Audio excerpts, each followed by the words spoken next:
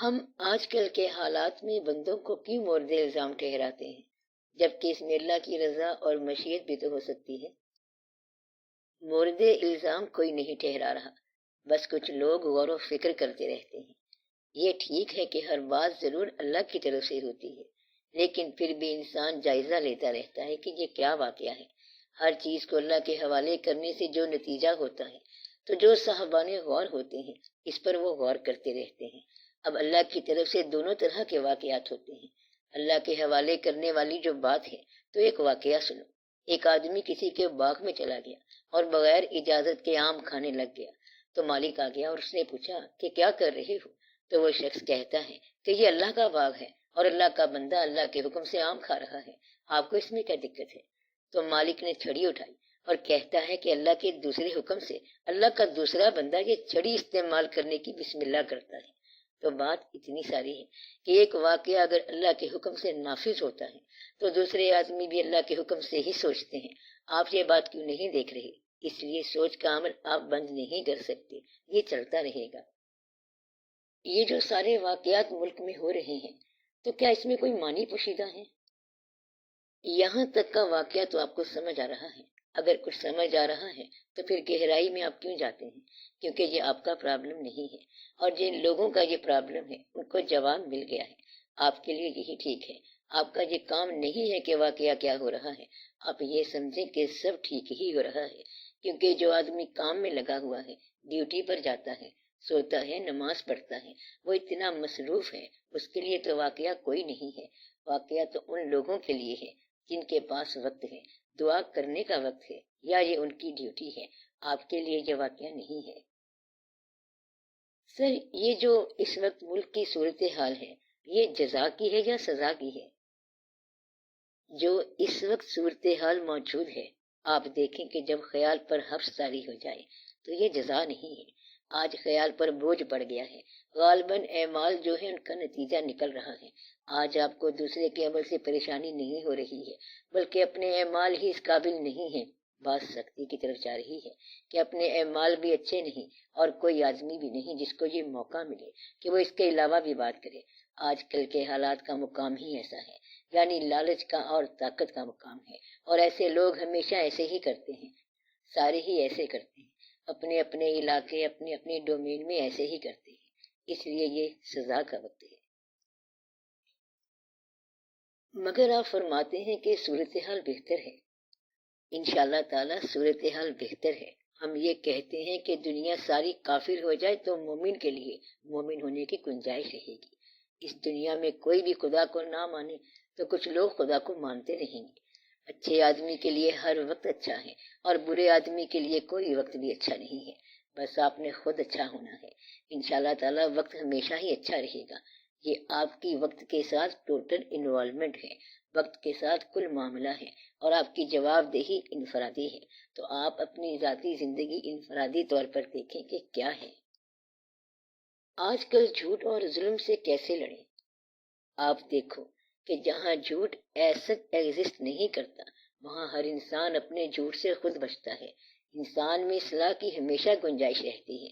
کسی نے حضور پاک صلی اللہ علیہ وسلم سے پوچھا کہ ہم دین سے کیسے محبت کریں، کتنی محبت کریں؟ اب آپ لوگ حضور پاک صلی اللہ علیہ وسلم کا جواب سن لیں۔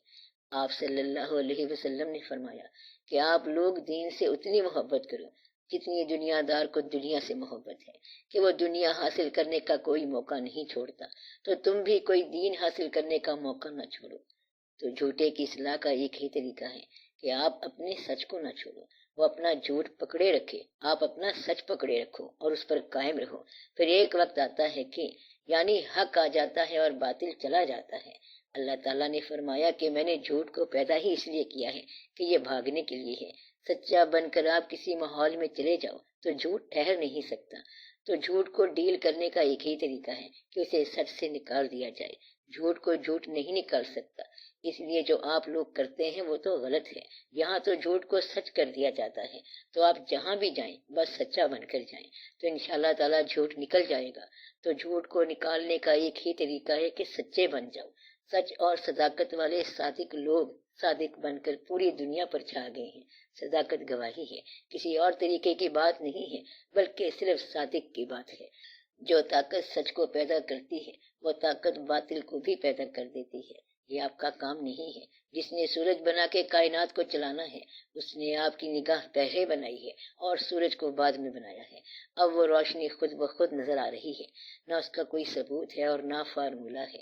آنکھ کے ساتھ نظر لگا کے نظارے بنانے والا لطف لے رہا ہے تو نظارے بعد میں بنائے، پہلے نظر بنا دی۔ اس لیے صداقت کو پہچاننے کے لیے آپ کے پاس صداقت کا شعور آ جائے گا، اور یہ شعور موجود ہے۔ اب صداقت کا آغاز ہو رہا ہے۔ جو کچھ آپ کر رہے ہیں، آپ کو جو پریشانی ہے، یہ جو صداقت دیکھنے کی تمنا پیدا ہو گئی ہے، یہ جو حالات کو بہتر دیکھنے کی تمنا پیدا ہو گئی ہے، یہ جو کنفیوژن دور کرنے کی خواہش پیدا ہو گئی ہے، یہی تو صداقت کا آغاز ہے۔ پھر جب وہ واقعہ ہو جاتا ہے تو قرار آ جاتا ہے۔ اب یہ جو بے چینی پیدا ہو رہی ہے اس کا حل نکل آئے گا، اور انشاءاللہ تعالیٰ یہ سب ٹھیک ہو جائے گا۔ اللہ تعالیٰ فرماتا ہے کہ جیسی قوم ہوگی ویسے حاکم مسلط کر دیے جائیں گے۔ ایسی صورت میں ہم کیا کریں؟ آپ کو کس نے کہا ہے کہ قوم کو حاکم پسند نہیں ہے؟ یہ جو 12 کروڑ عوام ہے یہ کب حاکموں کو ناپسند کر رہی ہے؟ کیونکہ اتنی بڑی قوم اگر مخالفت کرے تو کیا کوئی حاکم چل سکتا ہے؟ آپ کا یہ بیان جو ہے یہ ایسے نہیں ہے جیسے آپ بیان کر رہے ہیں کہ جیسی قوم ہوگی ویسے حاکم ہوں گے۔ جو اللہ تعالیٰ نے فرمایا ہے بالکل ٹھیک فرمایا ہے، اور ایک حدیث شریف ہے جو لوگوں کے بارے میں ہے کہ جیسے بادشاہ ہوتے ہیں ویسے ہی لوگ بھی ہو جاتے ہیں۔ یہ دونوں باتیں برابر برابر چلی ہوئی ہیں۔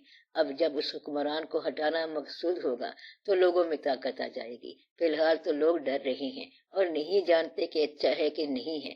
اگر 90 دنوں کے بعد انتخابات ہو جائیں تو عام آدمی کی اقتصادی زندگی میں کیا فرق پڑ جائے گا؟ آپ اگر انتخاب لڑے تو پھر کیا فرق پڑ جائے گا؟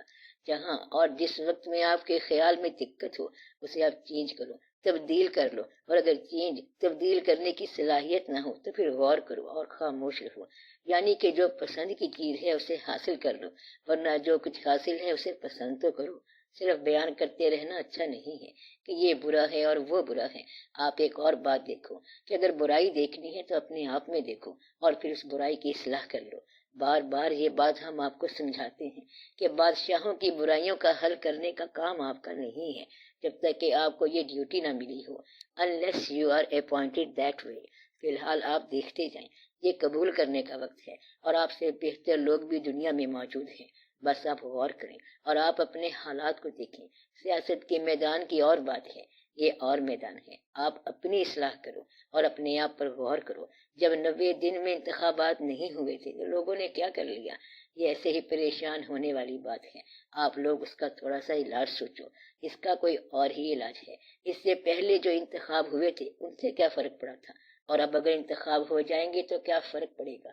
بات انتخاب سے حل نہیں ہوتی ہے، بلکہ آپ کا مقصد کیا ہے اور آپ کیا چاہتے ہیں۔ اصل بات یہ ہے، اور یہ کہ اصل میں آپ کی پوری قوم کا نصب العین کیا ہے۔ حکومت چلانا تو مقصد نہیں ہے، اسلام کو تو ایک توضیح بنا دیا گیا ہے۔ 1947 میں قوم کو ایک مقصد مل گیا تھا، یعنی مسلمانان ہند کو ایک مقصد مل گیا تھا کہ ہم نے ملک بنانا ہے، اور اس مقصد کے لیے مسلمان چل پڑے اور وطن بھی چھوڑا، مال و اسباب بھی چھوڑا، کچھ کٹ گئے اور کچھ یہاں پہنچ گئے، مگر اس کے بعد کوئی منزل نہیں ملی۔ 1947 میں ایک پاکستان بنانا تھا، اس کے بعد آپ کے ذاتی مقاصد ہیں اور قومی مقصد کوئی نہیں ہے۔ اگر قوم کا کوئی بھی متفقہ مقصد ہو جائے پھر تو قوم کامیاب ہو جائے گی، کیونکہ وہ اس میں مشغول ہو جائے گی۔ اس وقت قوم کا قومی مقصد کوئی نہیں رہ گیا، اجتماعی پرپس کوئی نہیں رہ گیا، لہذا پریشانی ہے۔ جس کو وحدت کردار کہتے ہیں یہ ختم ہو گئی ہے۔ کوئی متفقہ عمل نہیں رہ گیا، نہ ہی آپ کا کوئی مشترکہ لاہ عمل رہ گیا، نہ کوئی مشترکہ مقصد رہ گیا۔ ہاں، اگر انڈیا مہربانی کرے، حملہ کرے تو آپ کو ایک مقصد مل جاتا ہے، اور وہ مہربانی کرتا ہے، وہ مہربانی کرتا رہتا ہے۔ قوم کو اگر اکٹھا کیا ہے تو انڈیا نے کیا ہے، اور یہ ایمانداری کی بات ہے۔ جیسے کہ 1965 میں کیا اور قوم اکٹھی ہو گئی۔ جب یہ واردات ادھر ہو جائے گی تو آپ اکٹھے ہو جاؤ گے۔ جب کوئی افتاد پڑی تو یہ قوم اکٹھی ہوئی ہے، ورنہ اکٹھی نہیں ہوئی۔ آسودگی میں تو آپ جھگڑا کرتے ہیں، اور دولت آپ کو راس نہیں آتی ہے، بلکہ پریشانی آپ کو راس آتی ہے۔ فرض کرو کہ آج جو حکومت بدلی ہے اس سے آپ بڑے پریشان ہیں، اس کو تو 4 دن ہو گئے ہیں، اس سے پہلے کیا تھا؟ کون سے ایسے درخت کے پاس پھل لگ رہے تھے جو اب نہیں لگیں گے؟ تو اب بھی آپ کے آموں کے ساتھ پھل لگیں گے اور اس سے کچھ بھی فرق نہیں پڑے گا۔ آپ بے فکر رہیں، آپ کے درختوں پر پھل لگے گا اور حسب معمول لگے گا اور وقت پر لگے گا۔ کچھ لوگ ہیں جو دوست بھی ہیں اور دشمن بھی وہی ہیں، تو پھر تبدیلی کیا آئی ہے؟ تبدیلی تو آنی چاہیے، ہم بھی کہتے ہیں کہ تبدیلی آنی چاہیے، بلکہ ہم یہ کہتے ہیں کہ آپ لوگ بدل جاؤ۔ مطلب یہ ہے کہ انقلاب اس کو کہتے ہیں جب آپ پر اللہ تعالیٰ کی طرف سے آسانی پیدا ہو جائے اور دنیا کی گنتی ختم ہو جائے اور آپ اللہ کریم کے محبوب بن جاؤ، آپ اللہ کی محبت میں چل پڑو تاکہ دنیا کی محبت ہی نکل جائے، تو یہ انقلاب ہے۔ ورنہ آپ کوئی سا بھی زمانہ لے لو تو یہ کل ہی کی بات ہے، ہم تو بہت پرانے ہیں۔